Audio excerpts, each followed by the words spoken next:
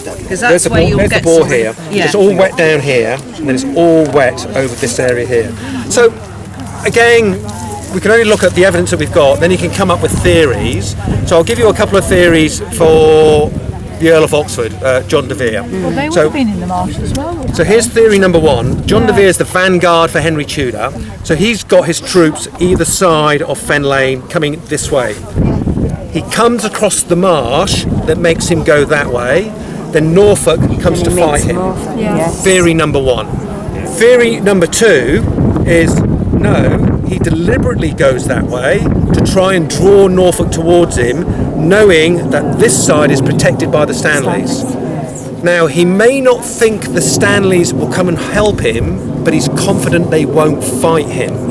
Yeah? It's a safe passage. It's just, Absolutely. So Henry Tudor actually, this side of the road is protected by the Stanleys. That side of the road is Oxford. Richard, that side of the road is Percy. This side of the road is Howard. Maybe. Another thing is, Oxford starts coming this way. All of this is cannon, and that forces him to go that way. He's not going to go that way because that's where the Stanleys are, and he knows they're probably friends as friends can be. So imagine if we were here on the day, because we're on this line, all of this around us, there's cannon going all over the place. So it forces him that way. So he's either forced that way because of cannon, he's forced that way because of the marsh, or he deliberately goes that way to deliberately draw Norfolk. No one de Vere would have been deliberate. And again with Percy, a view with Percy is he just does nothing. He was, but and it's a bit of a just decides not to get involved. But another view, if you put it in your mind, that Percy's here with his men, which is over there. Which is that way. Yeah. So the orange thing to the right of it as we're looking. You can see a big battle taking place over here where Norfolk's fighting with Oxford, and he stood there watching. He's going, things seem to be going to plan. He can see the Stanleys up there; they're not doing anything. And out the corner of his eye, 50 odd knights with the royal banner come flying past him. And he's only where that orange thing is. He has no time to react. He's going, what's going on? The king never said he was going to do this, because he hasn't seen that the king has seen Tudor, and the king's decided, I'm just going to go for it. But yesterday when we had a talk, and we were told that actually this theory of him suddenly deciding to do a charge, he would never have done that. He would actually have planned the whole thing out days before. Right, so my personal view, it's only personal view, is if they were sitting around the table, the commanders, and that was going to be the plan, Percy's role in that plan would be to follow up. So he's now expecting the king to charge, and then he would follow up to protect the king's left flank from the Stanleys. Yeah. Because once the king's down here, he's completely exposed, and that's why William Stanley comes in. So Percy, in your theory, which is it's a good theory, in that theory, Percy knows the plan and decides not to get involved. Another the other theory is it was never planned. That's a technical conclusion. Yeah, definitely. Yeah. So let me give you another theory.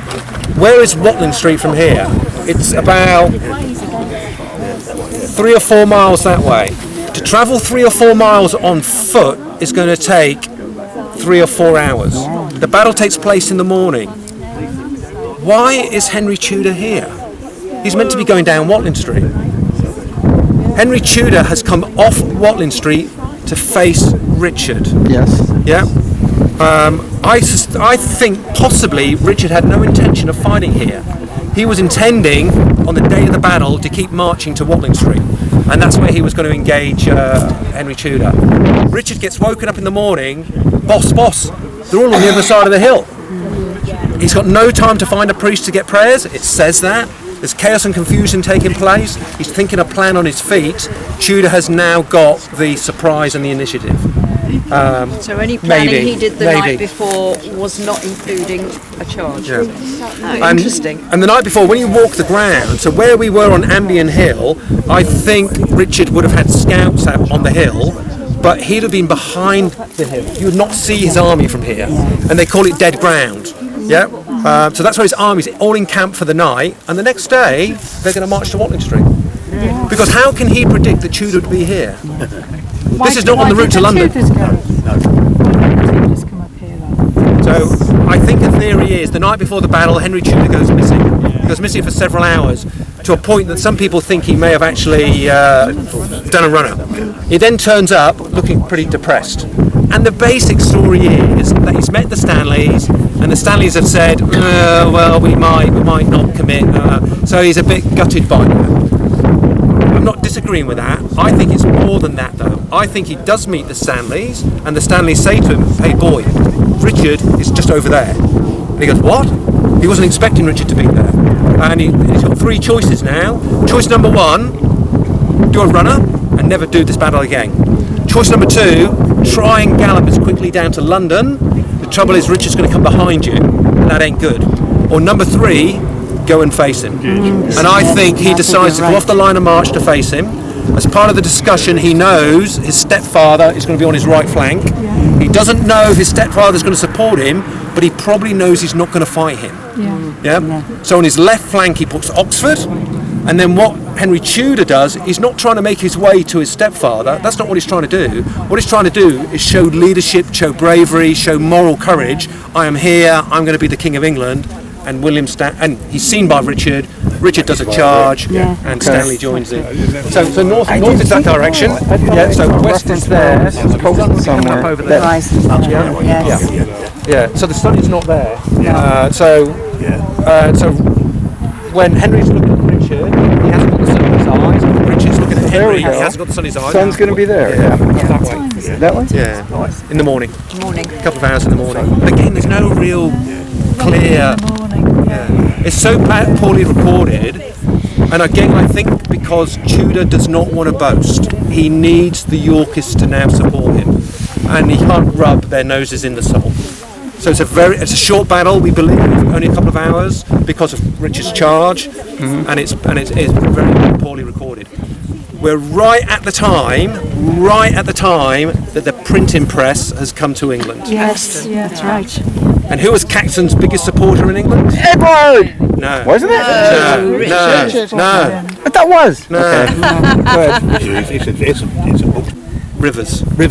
Oh, yes. Yes. Because Rivers meets Caxton when they're in exile in Brussels. That's right. Rivers supports Caxton when he comes to London, gives him access to the clergy and to the royalty. That's why people say Edward, because it's all... Well, Edward was the king and the... It is said that the first English book printed in England is Rivers' book. It also says it's another book. It also says another It's more than book. one answer. Yeah, it's more than one answer. Yes. So Rivers is a highly educated man. Yes. Experienced. I mean, he'd been fighting for years. But you have that put against someone else suggested not long ago. He was probably in a way suffering from PHS. He'd lost his wife, he'd lost his son. There was an awful lot going on in his mind. But against, would you, if you're a professional soldier and so as experience, would you allow that to cloud your judgment? So another counter argument slightly is, so this battle takes place, as we all know, in 85. What was the battle before this in the War of the Roses? What year was that? 71. So there has been no battle for 14 years. If you were at Tewkesbury, and let's just say you were fighting at 15 years of age, you are now 30. So everybody between the age of 15 and 30 at this battle has never fought. Yes. But you're fighting 3,000 French mercenaries who do know how to fight. I find it slightly difficult to get in my mind is, why on earth would the French commander, because there is one, Cheval or whatever his name is, why would he give up his command of his troops to Oxford? I think the French are probably commanded by the French. So Oxford is meant to be going over this way. Has he got the French with him? Yeah, maybe he does. Talbot and Savage are still behind here somewhere. They don't have many troops with them. They don't have a lot of experience. And if the flank thing is right, it does make sense if you've got confidence that the Stanleys are protecting your right flank. The other thing Mark Ingram says is the line of ridge and furrow as well. Yeah, You've got to have that in line. They won't go against it, they've got to go with it. And that makes sense with the road. Yes, yeah, it would be. Yeah, yeah. And also what makes sense with the road is if Richard did not intend to fight here today, he's still going to make his way to Watling Street. When he camped overnight, he would not have moved his guns far from the road. Because you're not going to move them all the way off to bring them all the way back on again in the morning. So, and when we look at the range of the shot, and we know the shot lands here, we can't say where it's fired from, but we know it lands here, but we know Richard's in that direction, so go that direction 1 to 1.5 kilometres, and it's that orange thing. Yeah. There's no hedges, there'll be some trees, but where your windsock is, that is probably the area of Richard's cannon. In that area. Back to 1485, but it, like that church would have been.